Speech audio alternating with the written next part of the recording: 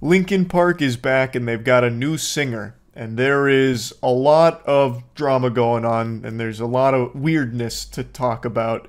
I feel like all of you have heard of Linkin Park before. They're probably one of the most well-known bands of the modern age. And even just hearing the name Linkin Park is like time travel for my brain. It just transports me, like astral projects me back to like 2002. I've said this before, Hybrid Theory is my favorite album ever, and I think it always will be. It was the soundtrack to my formative years. The boner jams on here I don't think will ever be beaten. And I feel the same way about Meteora. I think both of those albums are masterpieces. But when Hybrid Theory comes on, it's like Popeye getting his spinach. I'll hear that, and I'll just go fucking superhuman. I'll feel like I can run through 5 brick walls. Point is, I feel strongly about this band, and when Chester Bennington tragically passed away, it was really rough, and it still is. It's extremely sad. He is a one-of-a-kind talent that will never be seen again. However, Linkin Park the band is back, and they have a new singer, and last week they performed a concert with her. Her name is Emily Armstrong. So they did a performance with Emily, they released a single with Emily, and Linkin Park is putting out an album with her as well. And there's more feelings and emotions here than in Inside Out 2. There has been a lot of discussion around it, and since the performance, a lot of information has come out that has changed the conversation from Linkin Park and even the new song they put out, and put it entirely on Emily Armstrong. Because she's got a lot of weird stuff that's gone on, to put it lightly. So, she's apparently a Scientologist, and was actually at like a preliminary hearing for Danny Masterson as like a show of support for him. If you don't remember who that evil piece of shit is, let me jog your memory. Danny Masterson is the actor from That 70s Show who is a rapist in real life. He is a convicted rapist. And if that doesn't, you know, reconnect some neural pathways in your brain, maybe you'll remember some of the drama that happened last year, where some celebrities wrote character letters to the judge going over how great of a guy Danny Masterson is to try and help with some lenient sentencing for him. He's got a great smile. Well, he never raped me. You know, come on, have a heart. What are you doing? Have you seen That 70s Show? What an actor. And some of those celebrities include Ashton Kutcher and Mila Kunis, who are glazing him like a donut. And then once all this information came out, they then released an apology video trying to, you know, reduce the shrapnel they were getting hit with all the backlash from it. Not to just go off on that tangent, but that is still an infuriating thing that happened. Anyway, though, Emily Armstrong comes into the picture because she was called out by Cedric Bixler-Zavala, who brought to light the fact that she is a Scientology member who showed up to the Danny Masterson early hearing as part of a group, basically as like an intimidation tactic. It certainly isn't the best thing to be learning about this new vocalist who's replacing a beloved singer. And it's left fans very upset. I'm not going to dive too deep into everything that's come out about all of that. However, Emily Armstrong responded with a post about it, where she said that she misjudged Danny Masterson. She, you know, regrets doing that and doesn't support it. However, she didn't utter a peep about Scientology. That word was like Voldemort to her, which is really weird because it's not like that wasn't related, because that was kind of the whole reason that she was there, apparently. So I don't know why she wouldn't talk about that at all. I'm just kidding, pulling your leg. I know exactly why she wouldn't mention Scientology. Because she's probably afraid to, fearing for her fucking life if she pisses off the Scientologists. That's kind of the whole situation in a nutshell. It's by no means a thorough dive into all of it. I highly encourage all of you to read more from Cedric Bixler-Zavala about the situation and more information around it. And there's been a lot of good coverage on all of it. I just kind of wanted to give you like the bare bones breakdown of it. And I also kind of want to give you my perspective on Linkin Park moving forward with a new singer, even if it wasn't Emily Armstrong. I really do think it is fine for Linkin Park to continue as a band. I know a lot of people have said they should have like changed their name or something. I disagree. I don't think there's anything wrong with carrying on the legacy of Linkin Park as a group. I think that is a totally understandable thing to do, especially if they all still have passion for the project. And I think everyone, including them, knows you can never replace Chester Bennington. And I think them hiring Emily Armstrong to do that is them understanding that it's an impossible task to replace a talent like that, a soul like that. So Emily Armstrong being their vocalist is very much not a Chester Bennington, you know, impressionist or anything. She sounds completely different. During their live performance, like, she sounded fine. There were some moments where her, like, voice would crack, and sometimes it sounded a bit like karaoke, but overall, she did a good job with the songs as a singer. I did not like the single at all. That's just not my style of music that I really vibe with. That didn't have me wiggling my finger and salivating for the album to drop, unfortunately. And it's no secret, I didn't really like any of Linkin Park's albums after Minutes to Midnight. But even still, I've always had, like, an appreciation of the band. I think there was a time when I was, like, in college where I was really upset that the music they were putting out wasn't the music I was used to. But I've come to understand now, since I'm 30 years old, that you're just not going to be doing the same thing forever, and it's silly to expect that. So them changing their style so much over the years makes a lot of sense to me. It's just not a style that personally resonated with my taste, and there's nothing wrong with that. I also wanted to mention that I completely understand why Linkin Park wouldn't want a clone of Chester to replace him and move forward with this group. There is a group called Hybrid Theory, and they are a tribute band to Linkin Park. And their lead singer, his name is Ivo Rosario. There are times where he sounds almost indistinguishable from Chester Bennington. He is about as close as I think anyone could ever come to sounding like Chester. Even if someone gathered all the Dragon Balls and made a wish to just have Chester's voice, I still don't think it would sound the same. I think Ivo Rosario is as close to that as a mortal can possibly get. His screams are pretty much one-to-one sometimes. He has the raspiness and the grit to his clean vocals that only Chester could really do. Like, even when he was doing Given Up, which has Chester's longest continuous scream, Ivo matched not only the same tone of the scream, but also the same duration. He's an extraordinarily talented vocalist who sounds about as close to Chester as my two nuts are to the shaft of my cock. Like, it is close. And he also kind of looks like Chester. And I definitely don't think he should have been the replacement for Chester in Linkin Park. I, under no circumstances, think that would have been the right decision. I saw a lot of people flood Hybrid Theory's comment section saying, "How dare they choose Emily over Ivo? This makes no sense. Look at how close he sounds to Chester. He even looks like Chester's doppelganger. It looks like they were separated at birth. They're clones." I just don't think it would be a good idea. Just picture this. You lose your best friend in the world, and then a little while later, you find someone that looks and sounds just like them. I don't think you'd be like, "Oh, my new best friend. Perfect. I needed someone to come in here and fill these shoes." Like, it'd be extremely weird for the band, I would think, and it'd be extremely weird for fans, I would think. It certainly would be for me if I heard Linkin Park have a vocalist that sounds exactly like Chester. I think it'd almost be disrespectful in my eyes. So I do think them going for a different sounding vocalist for a different direction was the right call. I'm just not convinced Emily Armstrong was the right choice to fulfill that role. You know, I think you could have got a better quarterback. I feel like if the band knew all of the Scientology stuff, they probably wouldn't be super thrilled about that either, especially given everything that they've gone through.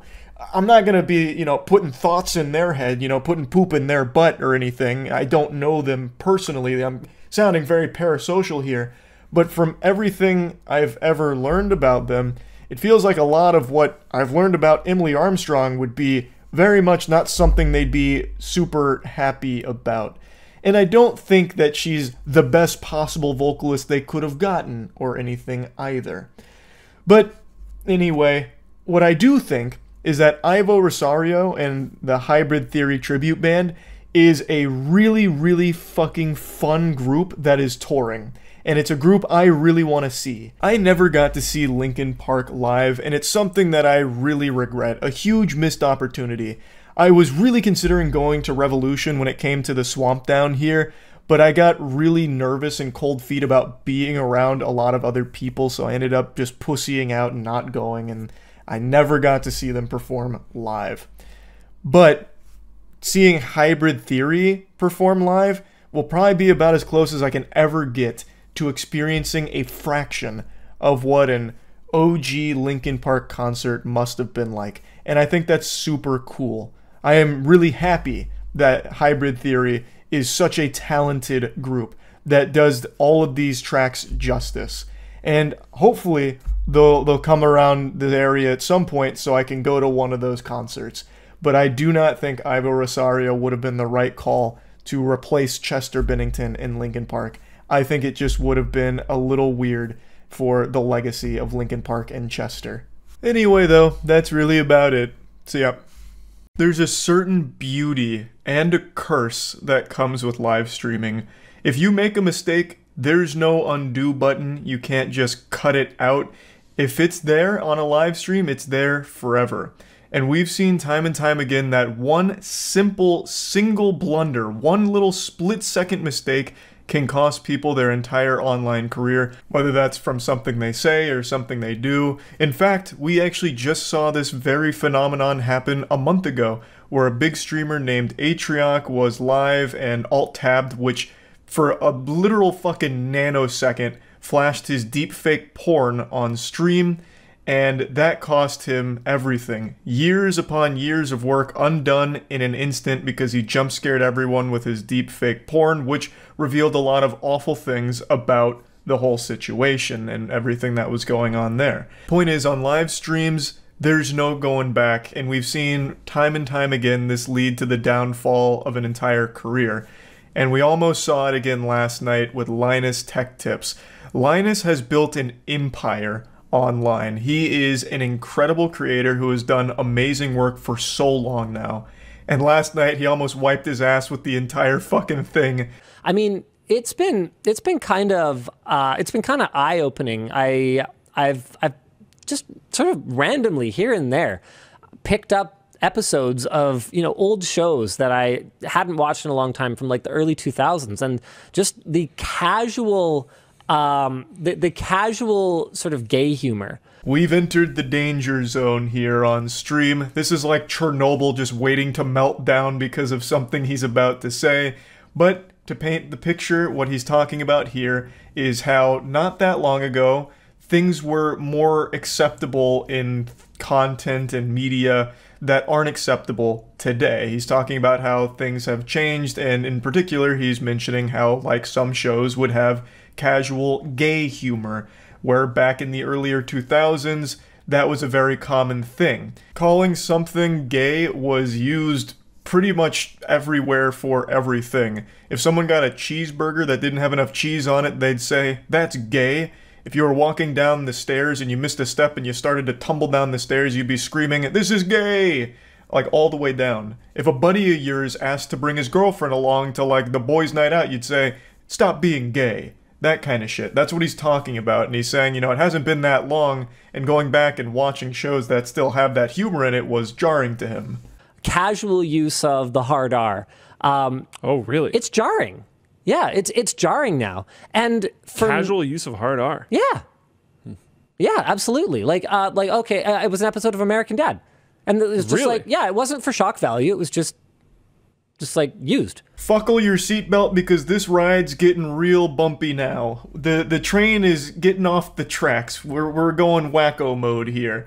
So hard R, as I'm sure all of you probably understand, is a very serious slur. Like that's, you know, that's not, you know, empty calories. That's no sack of potatoes. That's a big fucking slur. And he's saying that it was used casually back in the early 2000s, and even mentions a example with American Dad.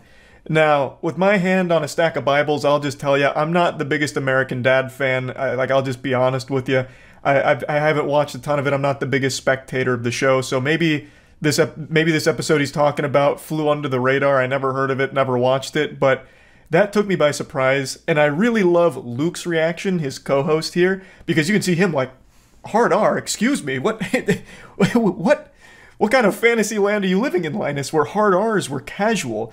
Because I and Luke and probably everyone else in the world can't really recall a time where normal TV shows were dropping racist slurs casually like that.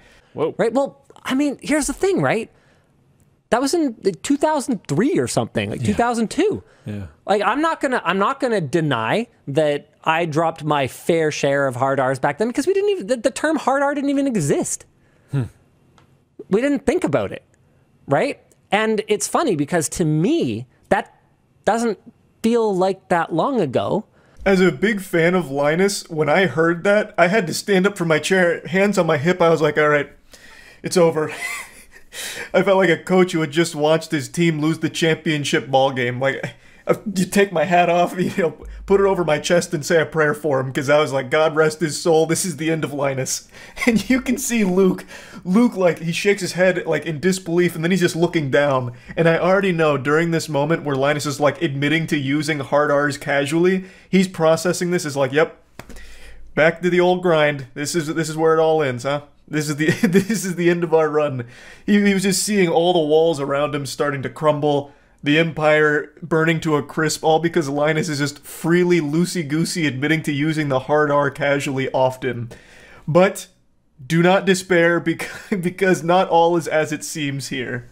But to my kids, Are you talking like N-word hard R? what? No, Okay. I'm pretty sure that's how people use that term. no, I think that's so. the N word. What are you guys talking about? Am I mistaken? I think so. No, the one with the for mental disability. I'm pretty sure people use hard R in a very different way than you just used it. Oh. Okay, either Hard way. R means ending I understand. the N-word I with understand. a hard R. I understand what you mean. No, I'm not talking about that. You can feel life be breathed back into the room. Like, once Linus elaborates that he wasn't talking about the N-word, he was talking about the word used with mental disabilities, and collectively all at once the whole room comes back to life. This reminds me of a very famous quote from the late great Uncle Ben, God rest his soul, when he sat down Peter Parker in that car and he said, "With great power comes great responsibility." In this case, it's with great power comes great fucking blunders. This was an amazing disaster to watch unfold with, like, the wackiest plot twist of an ending. I have never once heard the hard R refer to anything other than the racist slur. So when he just started willy-nilly admitting to using it casually, I couldn't believe my goddamn ears, and I know every coworker was panicked texting each other saying like, hey, really enjoyed our time together, it's fucking over, tune into the stream. Like, I have no doubt that was probably the scariest moment of their careers, listening to Linus just for some reason admit to using the hard R often. And then, of course, the grand reveal where he wasn't actually talking about racist shit, he was referring to something different entirely, and then this is the aftermath of that. Okay, cool. So I'm glad that we have freaking cleared that Neo up. over here, dude. We're dodging bullets. That Yeah. was bad. Okay, yes. All right. Right. I forgot about the part where I said, yeah, I just like used it. Yeah, no, actually. We can breathe. Everything's okay. Cool. So right. I hope everyone likes not having a job anymore on Monday, because apparently I'm a giant racist. We didn't lose our money in the bank crash. The bank run. In the audience run. What a journey we went on for about 2 minutes there with this whole section. Yeah, I just wanted to talk about this because this was the closest I've seen to someone just committing career suicide with a smile on their face during it. Big misunderstanding here, I suppose. And yeah, I just wanted to talk about it a little bit. That's really about it. So yeah. I've been back and forth for a little while now on whether or not to make a video about this topic because it's not exactly goofy, but the more I read about it, the wackier it becomes and the more unbelievable the story is. I'm sure you've seen all the headlines by now that Brittany Griner is being exchanged for a Russian criminal known as the Merchant of Death. Now I'll go ahead and bring you up to speed on the lore if you don't know exactly what this is referring to. Brittany Griner was one of the best WNBA players in the league, and she was detained in Russia on drug charges about 10 months ago. The drug charges were super minor. It was like 2 tiddlywinks of weed. They basically threw her in the slammer for thinking about marijuana. The actual story was they came after her for smuggling because they found vaporizer cartridges on her person which contained less than a gram of hash oil. So super trivial amount, really. You'd find more devil's lettuce in a church bathroom. She wasn't exactly some drug kingpin who was trying to escape the country with a duffel bag full of jazz cabbage. It was very small stuff. She was detained and thrown into a labor camp for the last 10 months. And since then, the US has been working to try and set up a trade with Russia to get her back. Now, I'm going to go ahead and tackle this complicated issue real quick, just right away, because I've seen so many people mention this, that this same thing would happen in America for the same level of, possession. People in America get thrown in jail for years for very minor drug charges. And you're right. That's horrible, too.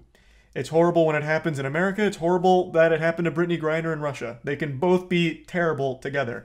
I think we can all agree on that. That's not some big gotcha moment. Now, getting back on topic, today the US has finalized the trade agreeing to swap Victor Bout, the Merchant of Death, for Brittany Griner. And a lot of people have been scratching their heads saying that this seems like an unfair trade, a pretty lopsided deal, because the Merchant of Death isn't exactly some lightweight. And that title alone is scary. That's like releasing Cobra Commander, like freeing him from the G.I. Joe prison.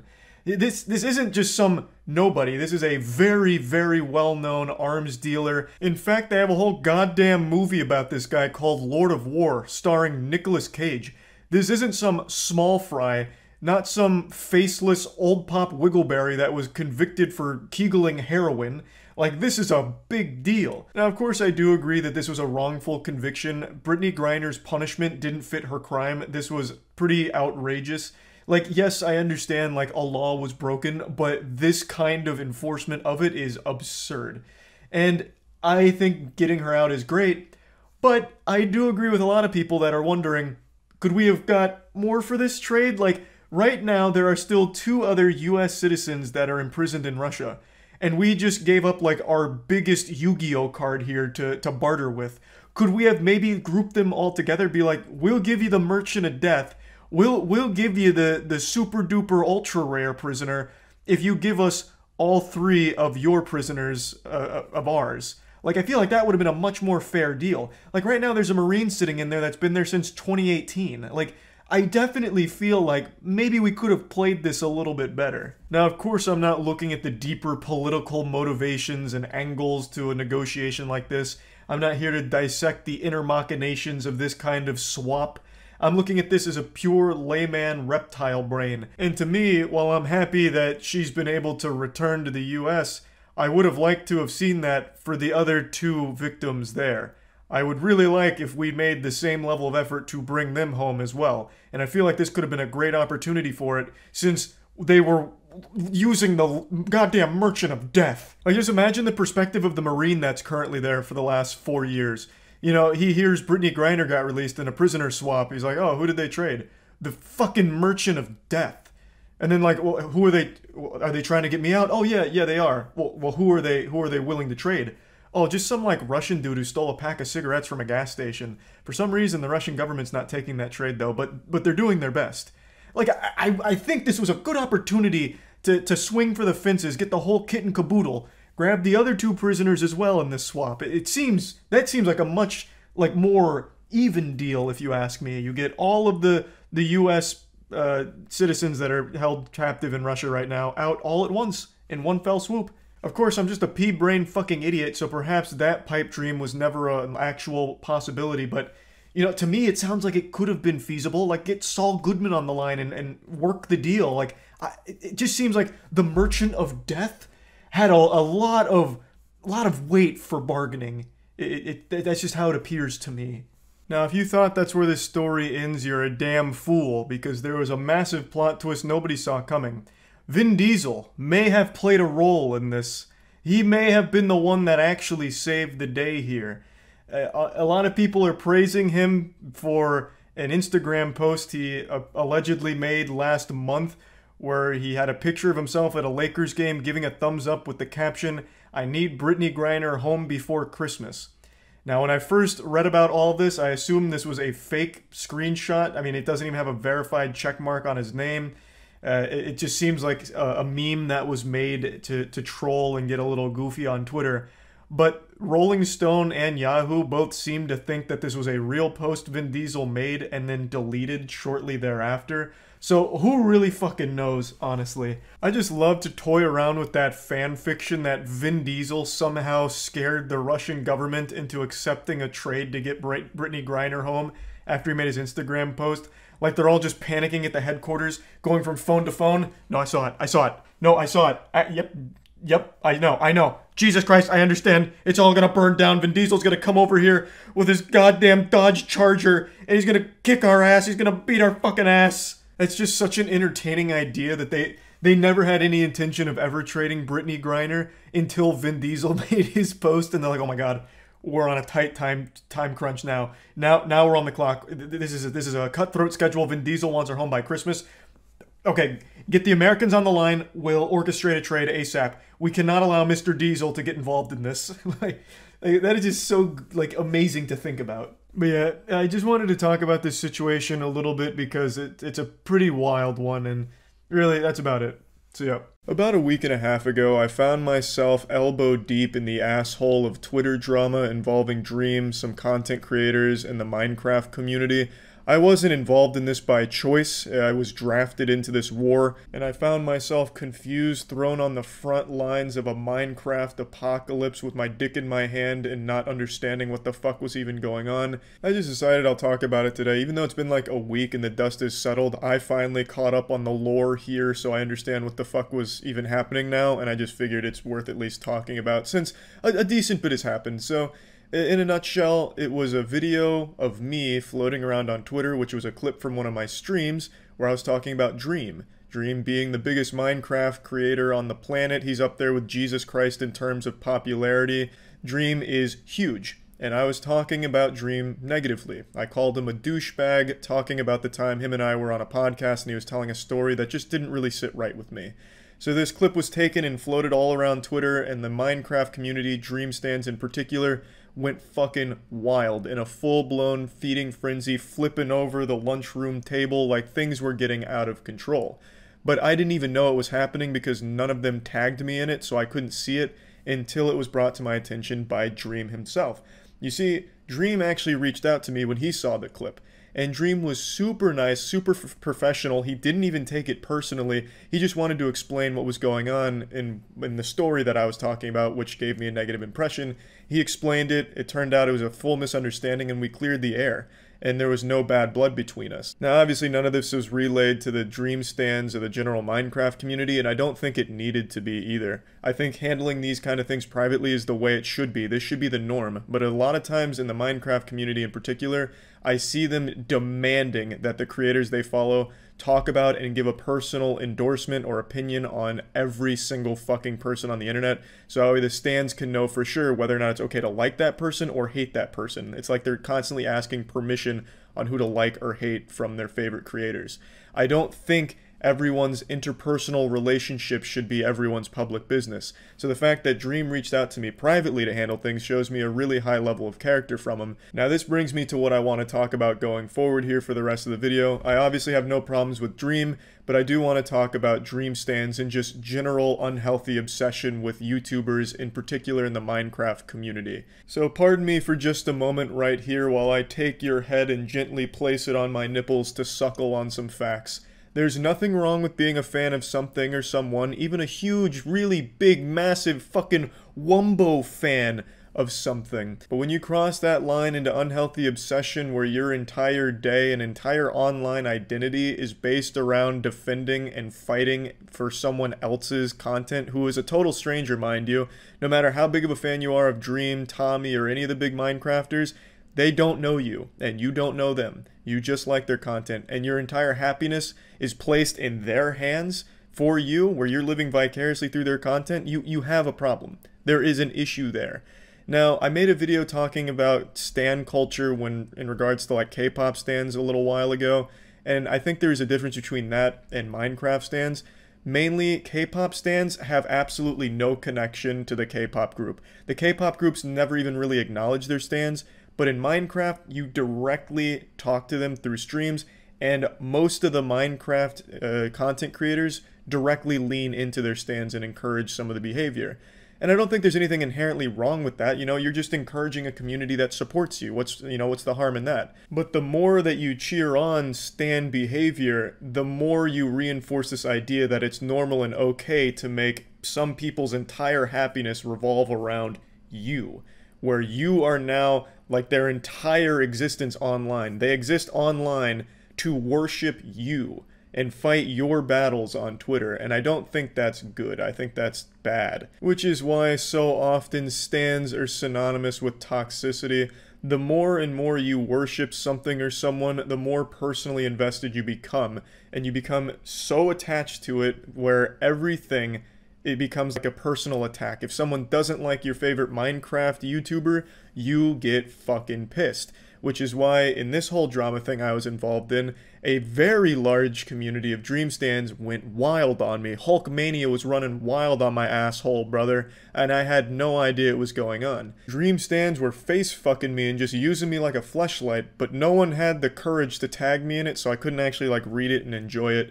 But I did watch Dream's video on his stance on stans.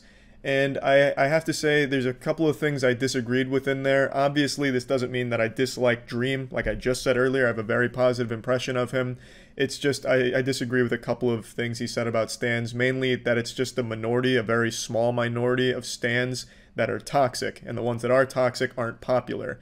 I just don't think that's an accurate representation of standom toxicity. So in my case, some of the posts that were making things up about me, like someone said I hated Hunter x Hunter for some reason, like all of a sudden my anime tastes were being fucking attacked, and that's just a blatant lie. I think Hunter x Hunter slaps ass. That shit is a banger. So I don't even know where half the shit was coming from, but a lot of these posts that were just shitting on me had tens of thousands of updates, likes, retweets, quote tweets. These were pulling in huge numbers, millions of impressions. This isn't a small community of stans that get toxic like this. It's a very large number, and you see it all the time. I remember there was some controversy with Technoblade a little while ago, and stans from other Minecraft communities fucking popped off on that too. 50,000, 60,000 likes on some of the tweets. Like, it's not a small number. Even if the majority of the stans are just very nice, encouraging, good, upstanding citizens, the kind of people to walk an old lady across the street and then kiss her on the lips, it still doesn't discredit how huge the number of toxic stans is. Yes, there may be more good, non-toxic people in the standom, but there still is a huge number of stans that are very toxic, and that number is only going to grow as it continues to be encouraged. And I haven't really seen many instances of the Minecrafters coming forward and saying, hey look stans, you're going too far now, this is getting kind of fucked. They're not drawing like a line in the sand so the trousers are just overflowing with cum and it's spilling out, like, and now there's a lot of toxicity. And I think it's because at no point is anyone stepping up and being like, this is too far, this is where this needs to stop. You know, so in the stands' perspective, since they're not being reprimanded or told anything, they think it's probably totally fine to just keep attacking people, and that the creators they support are alright with it, signing off on it. And not to put words in their asshole, but I imagine to quite a few of them, like Tommy in particular, I would imagine, wouldn't like to see his stands being assholes. That would be my guess, because that reflects poorly on him too. So I guess just to wrap it all up, there's nothing wrong with being a huge fan of something and being involved in a community of people that also like that same thing. You make friends, you get to enjoy the content together. Absolutely no problem there whatsoever. But there's a huge difference between that and some of the people that are stans on Twitter for Minecrafters, where they'll spend like 8 hours a day just fighting people and calling them evil or wrong if they don't like their favorite Minecraft streamer, and they place their entire happiness into the hands of this content creator who doesn't even know their name. I think that's not good. I think it's very sad. I can't even really blame the people themselves, because a lot of them, I imagine, just aren't really happy in their own life and are using it as a form of escapism where they can just tie themselves to this creator whose content they've been really enjoying, and they get very defensive and possessive about it. You know, it's sad, and I don't really fully blame them. I just think at some point it needs to be addressed like, look, enjoying the content, enjoying the community, that's totally fine, that's one thing. But there's just no reason to go on Twitter to be hateful, angry, and whiny about people that don't like the content you like, and God forbid there's even a tiddlywink of drama that happens. Shit gets heated really fast. And I just wanted to talk about this today because even as I'm making this video, there's a few accounts that I've followed from the Dream drama that were shitting on me that are still going about it, even though Dream and I are totally fine. So I just wanted to bring it up.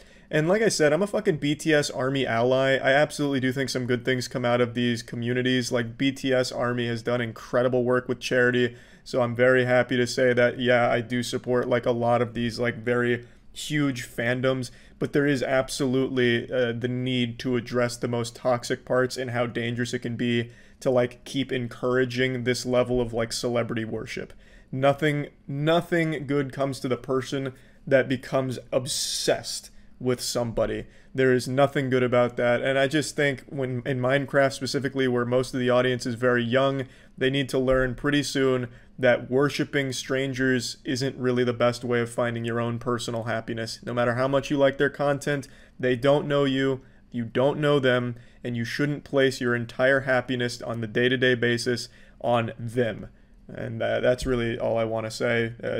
That's about it. See ya. This week, one of the biggest streamers in the world, Dr. Disrespect, was suddenly permanently banned from Twitch with no explanation from Twitch as to the cause, which has led the internet on this fucking wild goose chase trying to piece together the puzzle and figure out what got him banned and what it was all about. It's been a massive mystery. It almost feels like Twitch themselves was issuing this mystery, this challenge to the entire internet, making us Scooby-Doo this shit together and come up with the right conclusion, like a game of Clue here, to figure out why was Dr. Disrespect banned? But it wasn't just on Twitch that he was banned. I mean, he just got fucking potato sacked by everyone that even lightly associated with him out of nowhere. All of the companies he worked with started using him like a fleshlight. They just fucked his shit hard. He got erased from Discord. He lost his partnership there.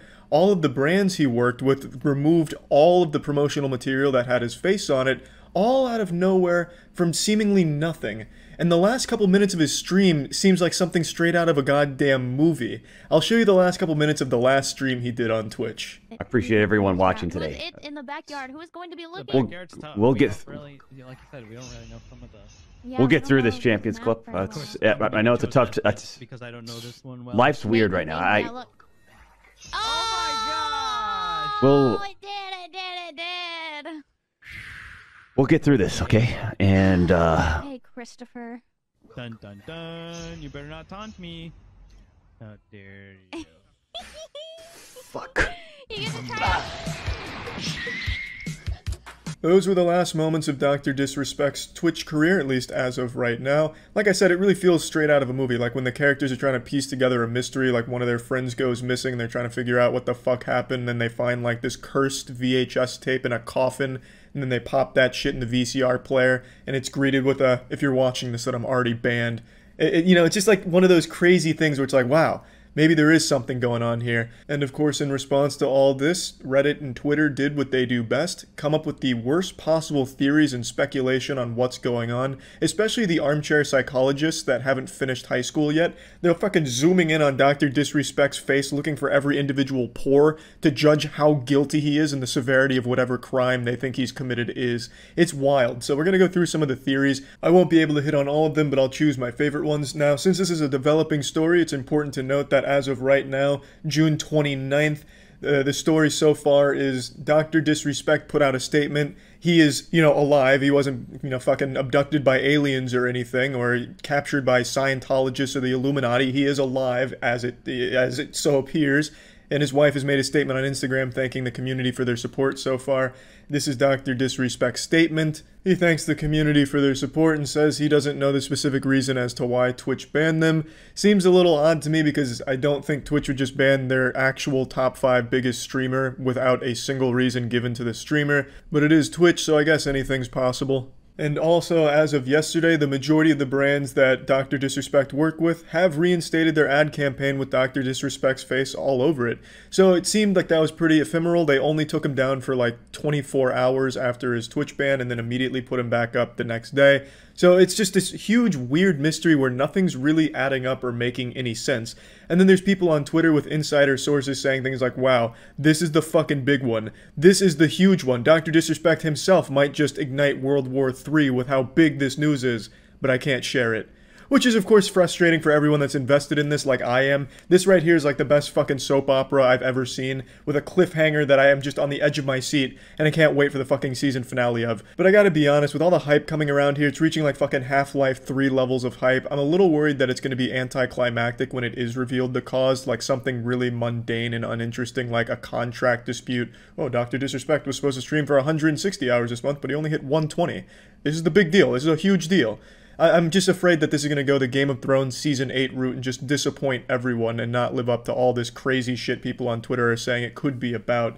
And even I myself, like a giddy gossiping schoolgirl, have been trying to figure out what's going on by asking people that I think would probably know, and I'm just treating it like a game of Guess Who. Well, does this involve a penis? No? Put it down. Unfortunately, I don't know anything on the inside either, so I'm waiting for the season premiere like everybody else, and I'm excited to figure out what the fuck is going on with all this. Now let's go ahead and get into some of the big conspiracy theories and the most popular explanations for what's going on. The one that I see being the biggest one at the moment is that Doc had some kind of dispute with Twitch because he's going to a new streaming platform owned by Spotify. This originated from a 4chan post. So take it with a grain of salt, and it's immediately wrong by saying Spotify under Google when Spotify isn't owned by Google. That was an April Fool's joke, so I'm pretty sure this whole thing is a meme in the first place. But there's so many people that are unironically believing this screenshot that the whole deal is Dr. Disrespect was breaching his new Twitch contract by looking at other options and places to stream. I'm gonna go ahead and be brave here and put my titties on the line. That's 100% not it. There's not a single fucking chance Dr. Disrespect, who just signed a multi-million-dollar deal with Twitch, is looking at another streaming platform like Brime. Brime is not, it's not even a fucking website yet. It's literally an idea. This is like going into Shark Tank pitching like, hey, I want to make another Google. I'm looking at Google 2 here. Who wants to invest? Brime doesn't even fucking exist, and yet everyone thinks that's what it's about. For some reason, they think that Dr. Disrespect breached his contract with Twitch, which was millions of dollars, to go work for free on another platform, when Mixer just died buying streamers for millions of dollars. The other platforms don't have that kind of money. Mixer was backed by Microsoft. These other platforms can't buy Doc, Shroud, and Ninja. That's not fucking happening. There's no way. There's no chance that he would breach a multi-million-dollar contract on his native platform where he is the biggest to go work on a platform that genuinely doesn't even exist as of this moment. But huge kudos to the marketing team at Brime, and I don't think there's a team, I think it's literally only 3 people, but great work to the 3 people at Brime for capitalizing off this confusion. They followed Dr. Disrespect immediately and then did the same for Shroud and Ninja to make it seem like they were going to Brime, and their fucking Twitter has exploded. They're up 80k followers in like 12 hours, so it really worked wonderfully for them as this startup streaming company. Now this next one I find very interesting because I love conspiracies so much. Now Dr. Disrespect started to get kind of big into pseudoscience over the last month and even became a meme because of this clip right here. Anyways, I bought a whole bunch of shungite rocks. Do you know what shungite is? It's a 2 billion year old like rock stone that protects against frequencies and unwanted frequencies that may be traveling in the air. That's my story. I bought a whole bunch of stuff, put them around the La Casa, little pyramids, stuff like that. Yeah, so undoubtedly Doc was scrolling through Facebook and he saw one of his friends post a meme of like some enlightened person with like a shungite rock over their head talking about how shungite blocks 5G. So then he went ahead and bought a ton of fucking shungite and stacked pyramids of it in his house to keep Wi-Fi out. It's pretty sad stuff, but a lot of people turn to pseudoscience on the internet these days, unfortunately. So people are saying this is why Twitch banned him for preaching about this kind of very dangerous misinformation. I mean, in shit, you'd think for a doctor he'd love science, but it seems like he hates it, unfortunately. So they think that Twitch maybe felt a moral obligation to protect young viewers because the majority of his viewers were on the younger side. So maybe a kid's watching him, he has asthma. Dr. Disrespect's over here shitting about how, 5G can make it harder for people to breathe. So this kid with asthma hears that. They go out and buy shungite rocks and start sticking them up their asshole to block away the Wi-Fi. Next thing you know, they die because of it because they stop using their asthma inhaler and they just rely on shungite that they heard about from Dr. Disrespect. And really, I think it's a big reach. I don't think this would be why Twitch would ban him. Yeah, it absolutely sucks when someone with a huge following like that starts talking about fucking shungite and how spiritual rocks that are charged with Earth's magnetic chakra can protect you from viruses and stuff. That always sucks because you're feeding people misinformation on purpose. Maybe he was even profiting from it, there's no telling, but it does suck. But it wouldn't be to this level where Twitch just fucking permabans him and doesn't release anything. And if the people with these sources do actually know what's going on, I feel like they'd be more than comfortable just saying, hey look, they banned him because he loves shungite so much in pseudoscience. The way people are talking about this that claim to know what's actually going on, they make it sound like Doc was revealed to be the actual Zodiac killer. They're making this seem like a huge deal where they themselves are saying, look, we can't reveal it because if we did, we'd get in legal trouble ourselves. It's that serious. And I don't think pseudoscience shungite rocks is to that level of severity where they themselves would get in trouble talking about it. And now just given the timing of everything here coming out this week with all of this made everyone believe that it had to be something with sexual assault because for those that don't know, over the last week or so, it's been revealed the huge problem in the gaming industry where a lot of women were being sexually assaulted by members of the gaming industry, whether it be streamers or people working on games. There's been a lot of victims coming forward with their stories and outing people as terrible fucking people. And with Dr. Disrespect getting banned like this, people immediately jumped on the idea that it must be sexual assault. Obviously, this can't be proven or disproven since no one has come forward with a sexual assault case against Doc in the last week during all of this. So if it is sexual assault, it's being handled privately between Twitch, Dr. Disrespect, and the authorities. And there's just no way for anyone to know right now besides just speculating. It's been an absolutely wild ride trying to figure out exactly what's going on with Dr. Disrespect's ban. There really is nothing from like any of the VODs or anything that is like ban worthy or anything like that. So it leads most people to believe it has to be something off platform.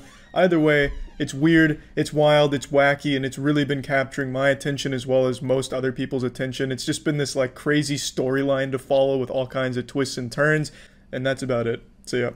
There's nothing more useless nor more pathetic than people who spend their days arguing on Twitter. You could get trapped in a fucking elevator for 24 hours and that'd be a more productive day than someone who spent it arguing on Twitter. If you sat in a puddle of your own vomit with your fingers up your ass, eyes rolled in the back of your skull for 24 hours, that is still a more productive day than the people who argue on Twitter. Twitter arguments are like the mosh pit at a Green Day concert. Yeah, it's fun to look at and laugh at, but no one ever wants to really be in it because it's just sad. There's no point when arguing on Twitter, and especially the people that literally are warriors there that never leave constantly arguing with people. You're never going to change anyone's mind. That's the biggest takeaway. When you're arguing or debating, typically the goal is at least to have someone's perspective change or have someone see another side. You don't have that on Twitter. It's impossible. It never happens. Look at this tweet, because I think this tweet really puts it all in a nutshell. A nice little tight nutsack. This is a representative attitude for the majority of the people that actively use Twitter and fight on it. I've blacked out the names here because I don't want anyone to go harass anyone involved here. But let this serve as a beautiful scientific case study and quick look into the mind of an active Twitter champion. So the opening dialogue comes from our protagonist, a checkmark, a verified Twitter user. Verified on Twitter basically means that the Twitter Illuminati verification group decided to give you the checkmark. They give it out seemingly at random. There's no rhyme or reason for half the people they verify or don't verify. Really, it seems like they give a checkmark out to anyone who's even farted on a website that can even be misconstrued for journalism. It makes no sense, but anyway, the checkmark comes in with a bit of a hot take in movies. I think it's deeply ironic that Scorsese thinks Marvel films are the same movie over and over, when in fact this guy really only makes one movie, let's be honest. Some of them are truly fantastic, don't get me wrong, but come on. Definitely a hot take, but that's not a strange occurrence on Twitter. Twitter's comprised of 50% hot takes and 50% K-pop stans spamming their shit everywhere. So in response, a Scorsese fan comes to defend his honor and makes a good point. He's made like 4 or 5 mob films, but how are Age of Innocence, Hugo, Kundun, Last Temptation of Christ, Alice Doesn't Live Here Anymore, After Hours, King of Comedy, Silence, the same movies? That is a very level-headed, very reasonable response, especially considering a majority of the other replies were very aggressive and very rude. This is very level-headed, calm, and opens up a dialogue where she could defend her point. But how does someone respond to valid criticism or even just a valid attempt to get dialogue going? Yeah, sorry, I'm not engaging with disingenuous fanboys who just want to fight. Bye! I mean, you see, what's the point? Why have these arguments on Twitter? Nothing gets solved. This is the exact kind of shit that goes on. Someone makes a good point. Well, fuck you, you're blocked. Bye. I'm better. You know, you didn't have to respond. You could have just ignored it. You didn't have to just give this whole big speech as if you're so holier than thou, like, I will not engage in this. I am so far above and beyond it. I am on Mount Olympus. You are in the sewers with Master Splinter and those turtles. This is not worth my time whatsoever. It's that same kind of fucking attitude that happens on Twitch streams. Also, speaking of which, by the time this video goes up, I'll be live on Twitch at twitch.tv/moistcritical. There's no link in the description. Just don't be so fucking lazy. Go on Twitch, type in moistcritical, or type in the whole URL. I'm gonna make you fucking work for it, but it'll be worth it. When you get here, I might even be naked, bent over. You never know what to expect. Stream almost daily. What I'm saying, her attitude is like those goddamn virgins on Twitch that'll come into a Twitch stream on a game they don't like just to tell you they don't like that game. Shit happens all the time. Charlie, you know I don't like Counter-Strike. This game fucking sucks, and I fucking hate that you're on it. You know what? I'm never coming over here anymore. You know I don't like this game, and you're playing it, you're streaming it. I'm fucking leaving, Charlie. You know I fucking hate Counter-Strike. I'm out of here. Like, okay, you didn't have to be an asshole. I was going to make you take an exit survey on why you're leaving. You could have just came in and left. You know, get yourself some of mommy's breast milk and calm the fuck down. I was playing a game I wanted to play, and you came in here and just told me you don't like the game. Why not just leave? Why do you have to be such a douchebag about it? It's the same thing she does here. You could have just not replied to his comment. Even though it made great points, you weren't obligated to make it something aggressive. Could have just let it sit. His comment wasn't aggressive. He made a point to her point, and she couldn't defend it, and I guess she got hurt on like an existential level and came back with a rebuttal that was just so needlessly aggressive and shows that she's not open to changing.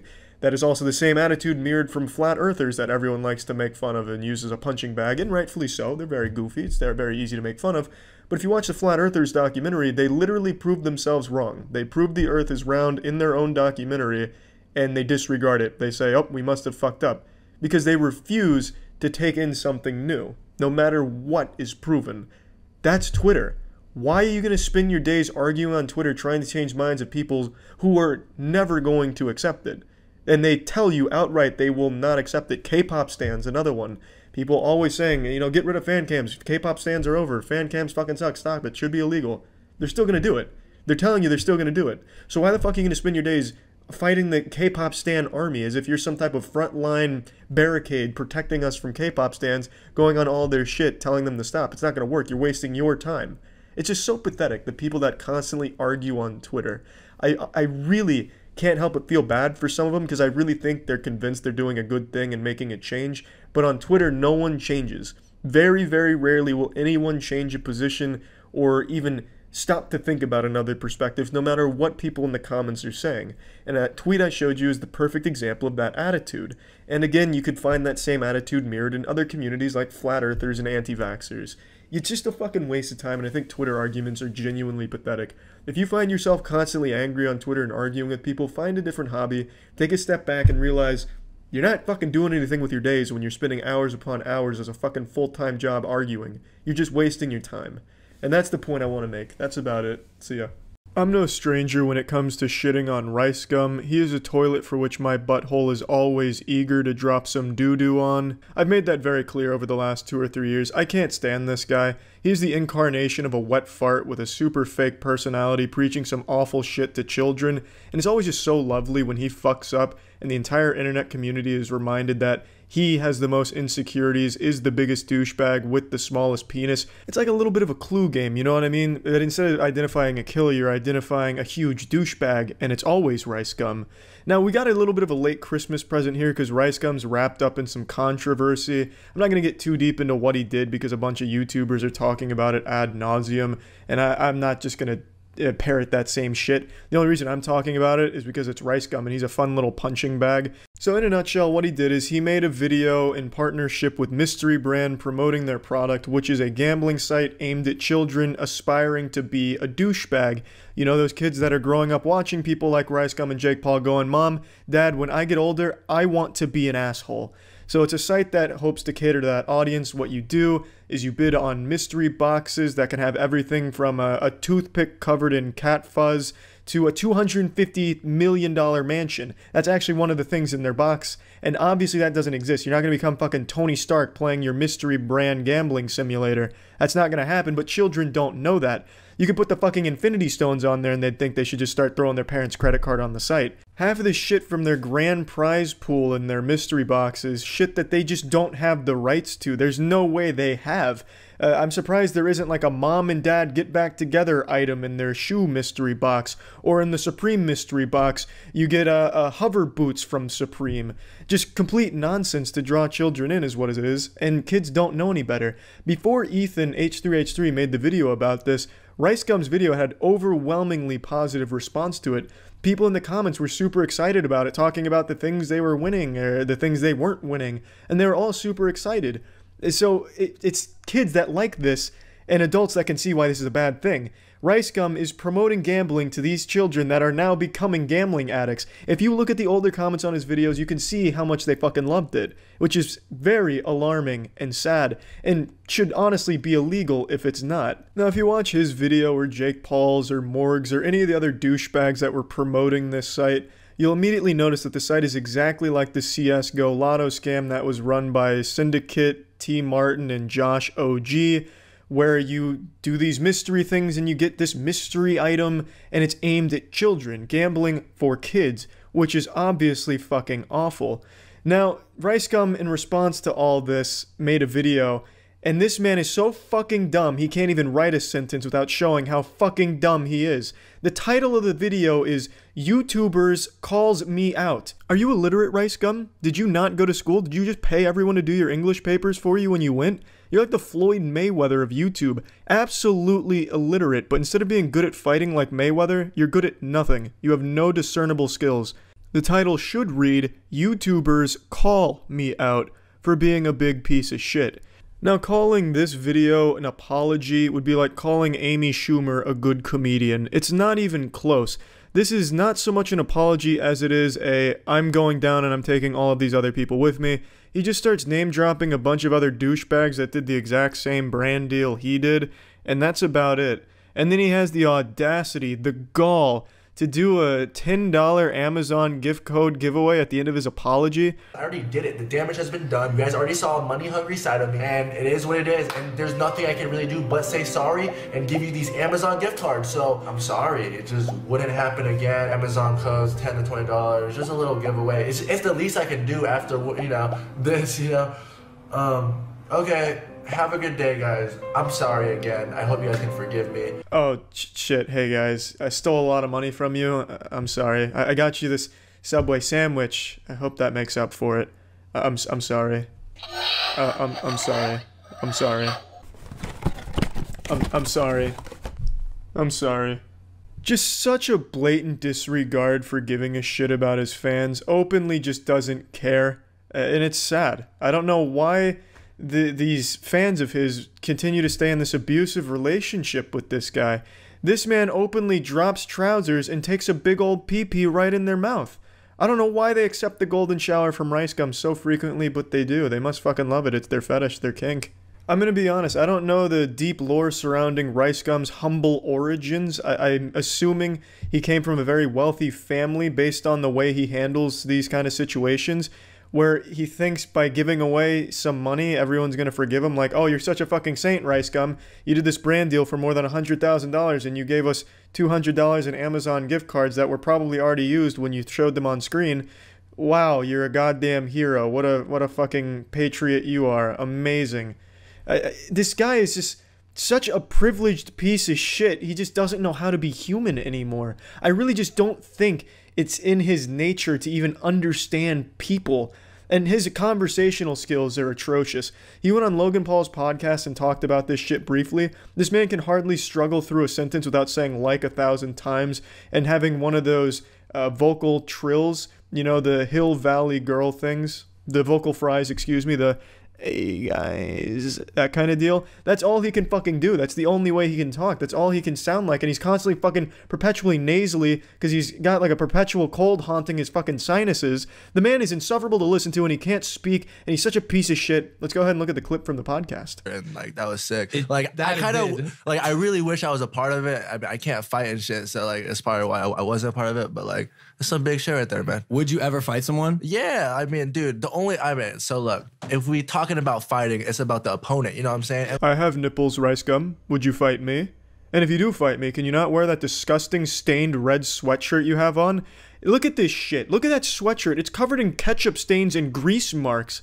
That's apparently by design. If this is high fashion, then I don't know what the fuck is wrong with rich people. It is absolutely repulsive and abhorrent. Man, so I guess there's two things that are going on. One is like, apparently I'm promoting gambling to kids, right? So I talked about that. It's my last video. I explained it, but like that is like, I guess I was promoting gambling to kids. By golly, yes. Why, yes, that is what you were doing, Ricegum. And you know what that means? It means you're a big piece of shit. Well, hey, thanks for joining me on the Shit on Ricegum video. Don't forget, Ricegum is not only a big douchebag, but a huge pussy. Brian, if you're watching this, no amount of money you have can make you not a huge pussy. Don't forget that. Take it easy, everyone. See ya.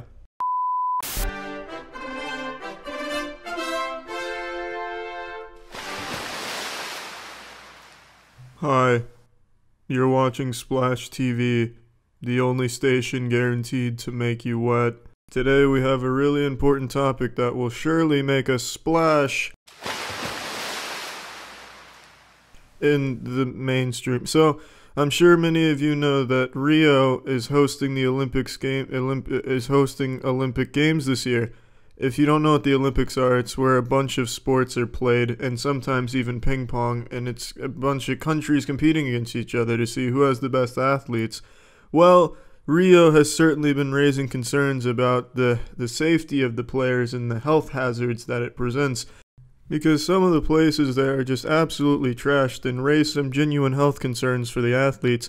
In fact, the Australian delegation deemed one of the Olympic athletes' villages uninhabitable because they had actually found a decaying old woman sprawled out spread eagle on one of the toilets that had not been moved since 1968. They ran tests and were able to identify just how long she's been there decomposing.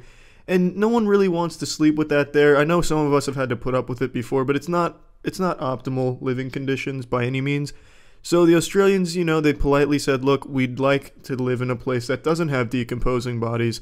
And the Rio mayor said, next time we'll put a kangaroo in there to make the Australians feel more at home. He tweeted that out. That was cold-blooded and savage. He's certainly trying to sploosh the Australians. I tried to make a splash pun there, but that fucked up, but that's okay.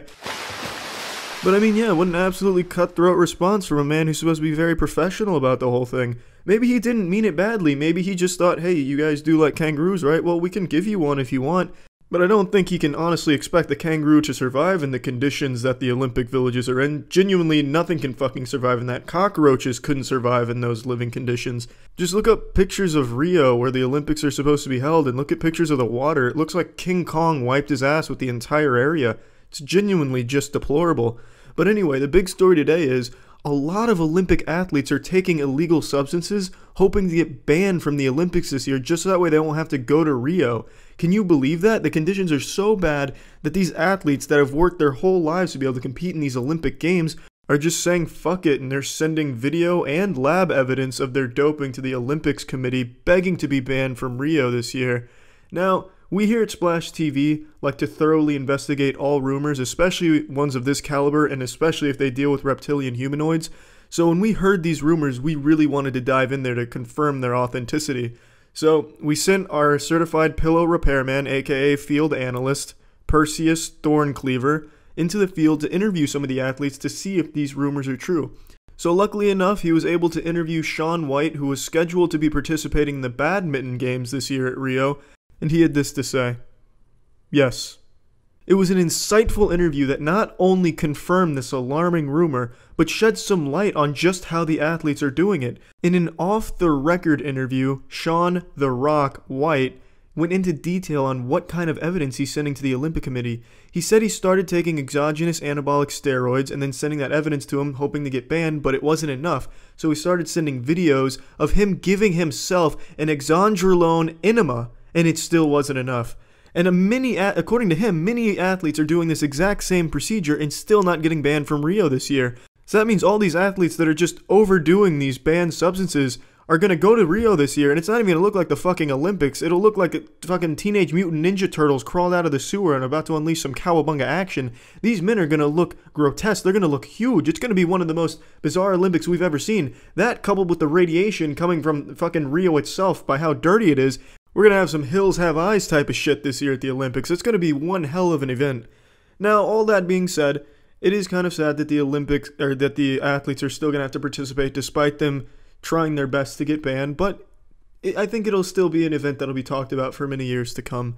And yeah, that about wraps up this story. Don't forget you heard it first on Splash TV, where delivering news isn't just a job, it's a splash.